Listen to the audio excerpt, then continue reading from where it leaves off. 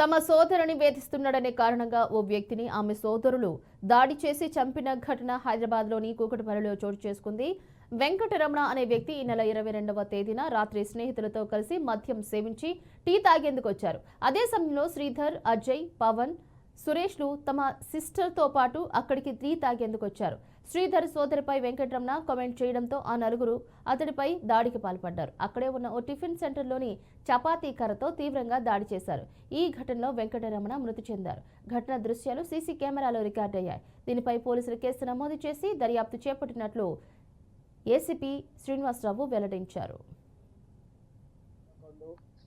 2024 రాత్రి 11 గంటల ప్రాంతంలో దుర్గా టిఫిన్ సెంటర్ దగ్గర ఒక గుంపు కొట్లాడుకున్నారు.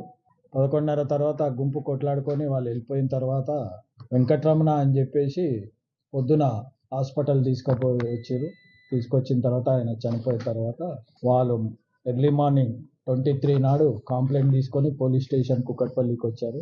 రాత్రి ఇట్లా గొడవ జరిగింది, చనిపోయారు అని చెప్పి గొడవలో కొట్లాటలో చనిపోయారని చెప్పి తీసుకొని వచ్చారు. ఆ కంప్లైంట్ రిజిస్టర్ చేసుకున్న తర్వాత ఎంక్వైరీ చేసినాము.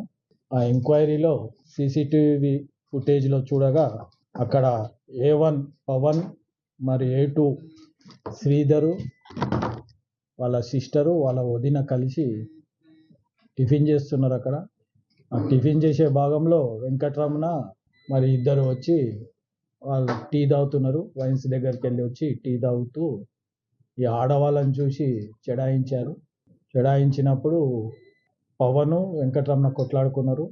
అంత లోపల A2 ఉండి శ్రీధర్ ఫోన్ చేసి మిగతా వాళ్ళని పిలిపించుకున్నారు. వాళ్ళు నలుగురు కలిసి ఈ అబ్బాయిని వెంకటరమణను కొట్టారు గట్టిగా. అక్కడనే టిఫిన్ సెంటర్లో ఈ చపాతీ కర్ర, ఆ కర్ర తీసుకొని కంతె పైన కొడితే బయటికి కనబడని గాయం లోపల అయింది. అక్కడి నుంచి మేనేజ్ చేసుకొని అందరూ వెళ్ళిపోయారు. వెళ్ళిపోయిన తర్వాత నైట్ పడుకున్నాడు. పొద్దున్న లేచినాక వెంకటరమణకు వామిటింగ్స్ అయ్యి బాత్రూంలో కింద పడ్డాడు.